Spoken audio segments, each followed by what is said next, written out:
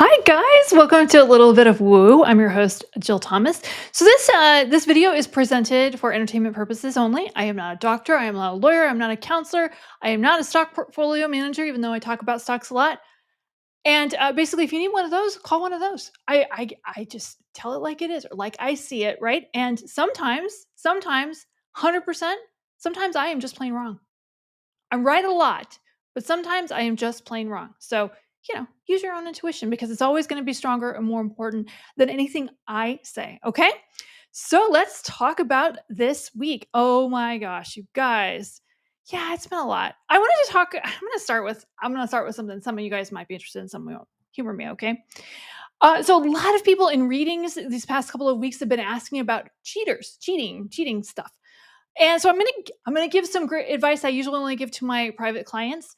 Uh, Again, not this is where the not a psychologist fits in. Obviously, this is not a scientific bit of information, but I'm a hypnotherapist. I've seen a lot of this story, and I've seen a lot of cheaters on both sides. He cheats, she cheats, the victim of cheating, all of that. So I've seen a lot. I know a lot. Okay. So first of all, if you're asking a psychic if your spouse is cheating, there's already something wrong with your relationship, and you really should be looking at how can I make myself more happy and more satisfied, and am I satisfied with this relationship in general? Which is what we would always say. The cheating really doesn't matter, right? If you're not happy, you're not happy. Everybody deserves to be happy. Okay, everybody, even you. Okay. So my observation, there's basically three types of cheaters. We're going to call number one what I call the Don Draper type. This is the guy that doesn't really necessarily enjoy the act of cheating. What they like is the game. They like the chase. They like the sneaking around. That's the part that's fun for them. This relationship can't be salvaged. That's my observation. Okay. Ladies, if this is your guy, your relationship may never be exclusive because that part, that running around, that's fun for them. Um, if you said it was okay, if you said they could have three girlfriends and a wife, they probably wouldn't do it because yeah, that's boring. I want to sneak around, right? It's up to you to decide how you want to handle that. And there's no judgment either way. You use your own intuition on that. Guy number two. Okay, so this is what I call the opportunist. This is the person. What happens in Vegas stays in Vegas kind of guy. This is also this person that may have had an affair with a coworker once or twice, and but generally they're not necessarily wanting to get involved with the other person. They may still love you, but things might not be going so well at home, and they'll take something if it's offered. Maybe they had a few too many drinks and then they did something they shouldn't have. That relationship can be resolved. It does involve some counseling, and I would encourage you to seek that out. I mean, it's always helpful on both sides, right? Then there's guy number three, which I'm just going to call the addict. You guys know what I'm talking about. The addict, if it is treated like an addiction and the person gets actual addiction counseling with a professional, I have seen those relationships get resolved. It does usually involve usually a spiritual or religious component to it as well, acknowledging that something has power over them, not them having power over it.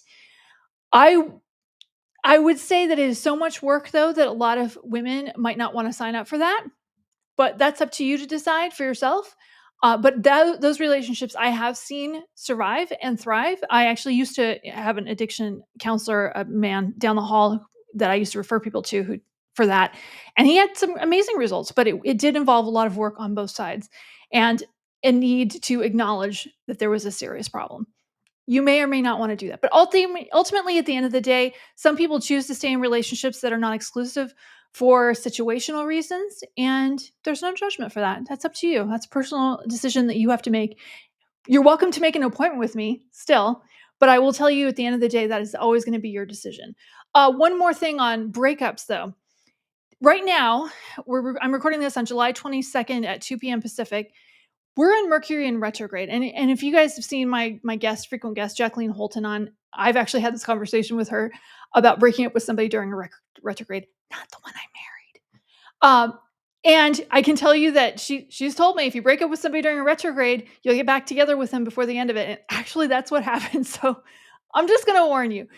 You'll know if the relationship is over, you'll know, and it is very clear and very obvious.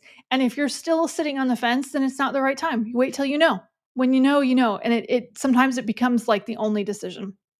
Okay. So I was also on Life After NDE again.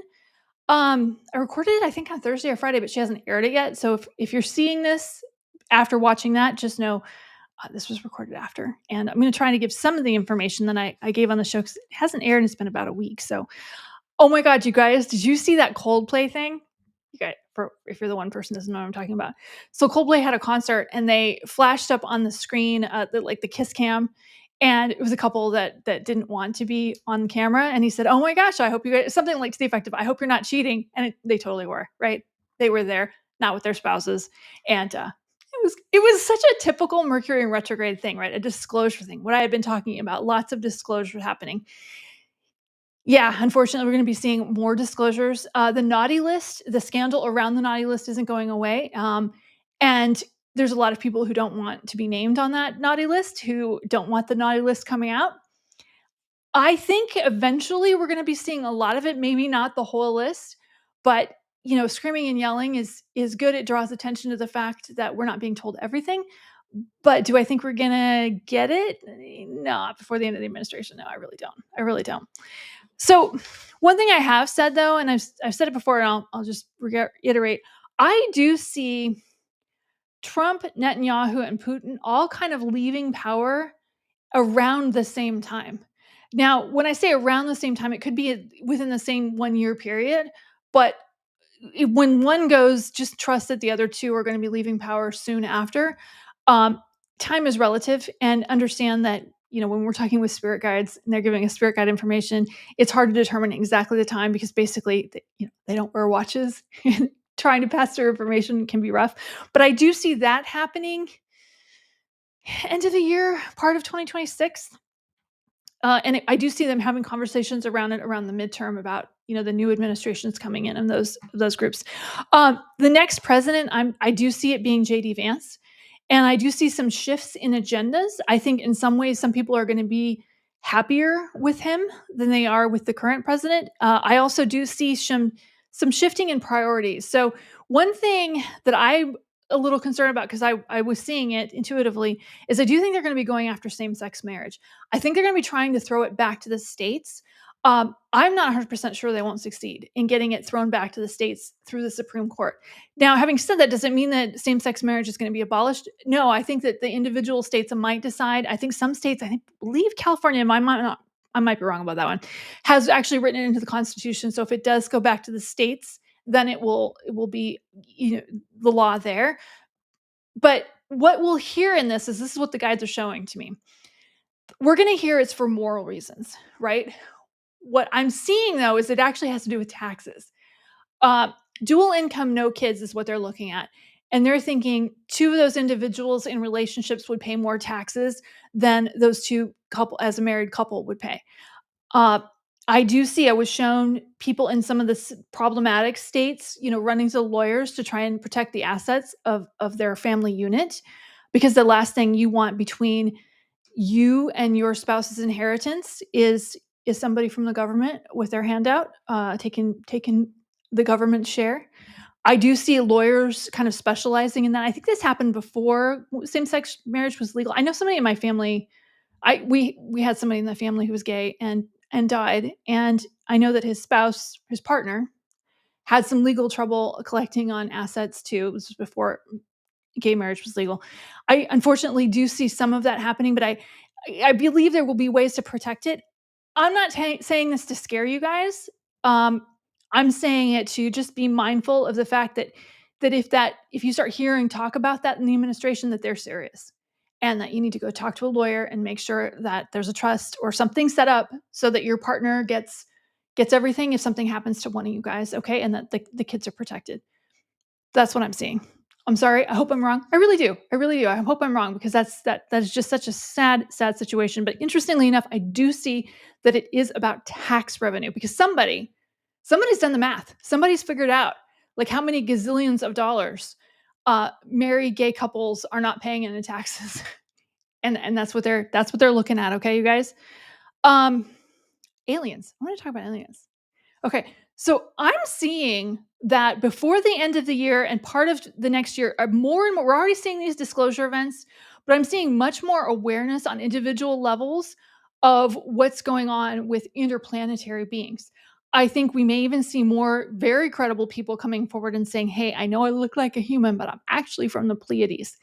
I'm from Sirius. I'm from some other place." And at first there's going to be the, "Oh, then they're crazy or schizophrenic." I do see eventually we're going to be seeing more people going, "You know what? There's no birth certificate. You know what? There's no DNA that looks like human." Actually, they do look like human DNA. I'm just saying, you guys, I do see more of that coming. I want to say before the end of the year. It's interesting because we are being warmed up to the idea. There is a lot more of these ancient alien shows. A lot more people are more and more comfortable to the idea of it, and it's kind of like we're being coached into feeling like, you know what? This isn't the War of the World situation. They're already here. They're already here. Uh, we don't need to be so scared. And a lot of our technology probably came from. I do see some alien influence with some of our technologies that suddenly got leaps and bounds ahead. But I do see more of that broader understanding or appreciation for that kind of thing, as the year goes by. Okay, I know I'm saying a lot of stuff that's happening in the future because what I've seeing for this summer, a lot of it is already taking place. We are seeing a lot more fires in Idaho. I see Idaho getting nailed for some reason. Fires really bad. I'm sorry, you guys. Eastern Oregon, California, Colorado, Arizona. I mean, all the places that always gets fires. Uh, Also, more water events in the middle of the country. Uh, Big hurricane, you guys. I'm really sorry. Big hurricane is what I'm seeing. We always get hurricanes in Florida, but it's just going to be on a new level. Should you move? No. I mean, unless you want to. What I would suggest is if you're hearing the warnings on the news, it's time to take those seriously and not just, well, it's never happened here before. I mean, I also see what happened in Texas that really unfortunate. It's so sad actually with, those camps and the water coming through the banks. I do see new technologies coming in. I think they already exist, but I do see them the implementation of new technologies of warning systems, people having more personal warning systems. One of the guys showed me something, and this is probably already out there. You guys, maybe you can get it on Amazon. I don't know. It looked to me like that pool thing, like a pool alarm. You know how a pool, if a kid jumps into the pool and the alarm goes off and the whole neighborhood hears about it and goes running to the pool. I feel like there's something like that coming, or it may even already be there for if you live near a riverbank and it's raining, you set that sucker up so that the whole world gets notified, gets yelled at if the water goes above a certain level. I do feel like there's something like that going to be much more widely implemented as a result of what happened. Now, the blame game about the floods, who do we yell at? Who do we get mad at? I feel intuitively when I look at this situation, it really isn't just one administration. I know we would love to say it was just Doge. I love that target myself too, but I don't think that's all it was. And I think the awareness wasn't there. I personally used to sell flood insurance. I know those flood maps were ancient when I was there. So the information gets changed and updated and changed again. And sometimes it's you question whether it was ever right. Okay. After a while, when you see something flood that really wasn't sitting in a floodplain or stuff that is sitting in a floodplain and nobody's ever heard of a flood happening there. I'm just saying. I'm just saying, you guys. Um, is it gonna be a rough next few weeks? Yeah. Should you be upset about it? No. I'm gonna tell you, you guys, take your victories where you can. Take your victories where you can. Learn to be grateful for what you've got. Um, I personally had a great little victory. I was in California last week. I was driving a highly irresponsible speed on a very open freeway. In California, that's kind of expected. I was actually going slower than most people. In Oregon, I would have gotten a ticket and the stink eye, probably in that order. I'm just saying, it was so much fun. I had a little Ramstein playing in the background. It was really fun. You guys, I'm just saying, I also am reading a really, really good trashy novel by J.R. Ward. You guys know what, some of you know what I'm talking about. Very good. I'm really enjoying it. I'm in taking these victories where I can. I want you to do the same thing. Go outside, go for a walk, make friends with your neighbor. Enjoy a good movie. I'm gonna tell you, Superman is not a good movie, personally, my opinion, but find something that's really good. Start a business so that you can have money that is yours, and so that you can get a new skill. Just know that there's more disclosure events coming. I do very clearly see the next president, not the next president's Vance is what I'm seeing. The next administration is either a more centrist Republican or a much more centrist Democrat. I do see more wisdom, and more foresight, more thinking about things. Um, you guys don't need me to tell you. You guys have already seen this, that our current president appears to be very, very sick. He doesn't really want to be doing this, but he also enjoys doing it because he enjoys the limelight, and he doesn't want to be shelved. Sorry about that. He doesn't want to be shelved. I do see behind the scenes conversations about how can we mitigate the damage of some of these rants that are happening. I did, you guys. Okay, so some people love. I love gossip. I'm just gonna tell you, but I am really enjoying this little fight between Powell and President Trump. And because Powell just cannot be, he does not flinch. It's awesome. I enjoy watching a good train wreck, and that their little argument to me is a good train wreck. I know everybody likes the Elon and Donald Trump fight. Yeah, to me that just feels like a cat fight. But Powell is a lawyer, and he's unshakable. But that's just me. I I'm not sure I agree with everything that Powell is doing, but I do enjoy watching.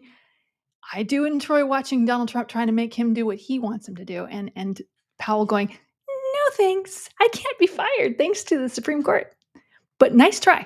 Anyway, I love you guys. Oh, personal. I have a personal request. Okay. I have a personal request. You guys know stuff. You guys know stuff.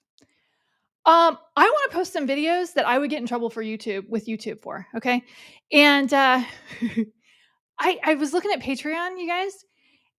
If I use Patreon, I still end up putting it on YouTube and then putting the link on the Patreon. And even if it's private, YouTube can still ding me. This has already happened to a good friend video, which I interviewed her, and she posted up, and she said something she wasn't supposed to because I asked her some questions I wasn't supposed to ask. Anyway, and she got dinged even though the video was private. Um, I want to, and I love Substack because it's super easy to use, but it's the same thing. It's I post it on YouTube and make it private and put it on the Substack page. Does anyone know of a service that's not like that where they actually host the videos so I can so I can use the F word, so I can talk about things more directly instead of having to talk around them? If you guys know something like that, put it in the comments, and just know that I love you. You guys are great. I really appreciate you so much. You guys are so wonderful. And thank you so much for liking and subscribing and ignoring me when I hit the mic. I know it makes a noise, so sorry about that. I'll see you again soon, you guys. Have a good summer. It's gonna be fine. I promise it's gonna be fine. It's gonna be fine. I mean that seemingly. It's gonna be fine though. It's gonna be okay.